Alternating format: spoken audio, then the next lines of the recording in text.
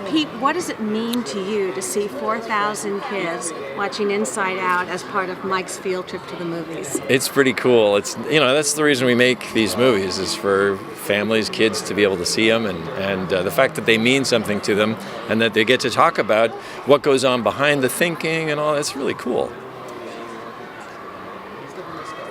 What do you want these kids to take away from Inside Out?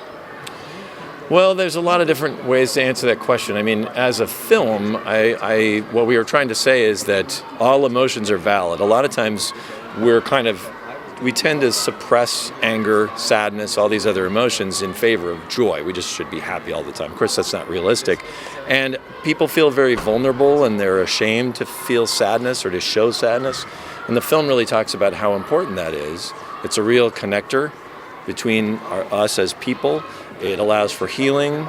It's a very important emotion, and should be as valued as any of the other emotions.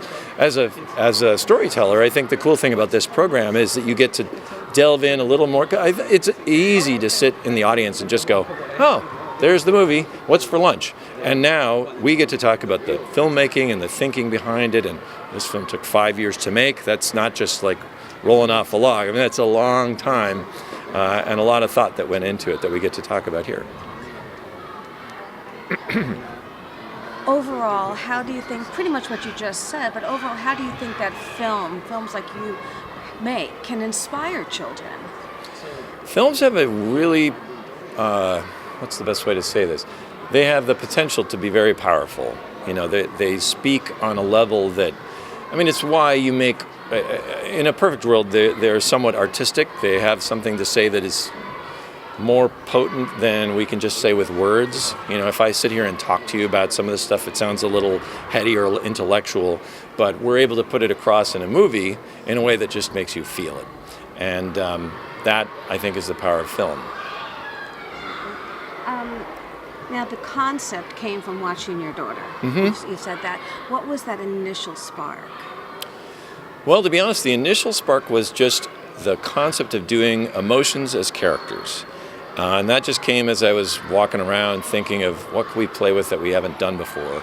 And I thought, that is what, if we could do emotions as characters, it's like could be our version of the Disney Seven Dwarfs. It's strong, passionate characters that's what animation can do really well. So it just seemed like a fun opportunity to play around with some great characters. Then as we got into it, we realized, boy, this has some real depth to it. Talks about some things that are difficult in our lives, and it's going to be a meaty subject. This marks your 7th Oscar nomination, I believe. Yeah. What does that mean to you as a filmmaker? Well, it's not anything I would have ever dreamed of as a kid. I was not one of those guys that sat and practiced my Oscar speech in front of the bathroom mirror. I was just drawing cartoons. And so to be here, it's kind of beyond my wildest expectations or dreams.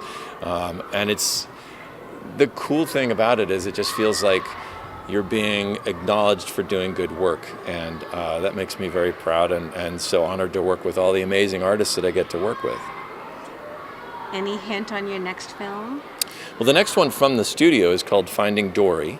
Comes out this summer. It's obviously a sequel to Finding Nemo. It's a really charming, fun film.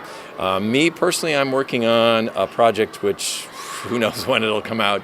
It's very early on in development, and we're doing a lot of research, and that's a fun phase. But I can't say anything more about it than that, sorry. Thank you so much. Thank you.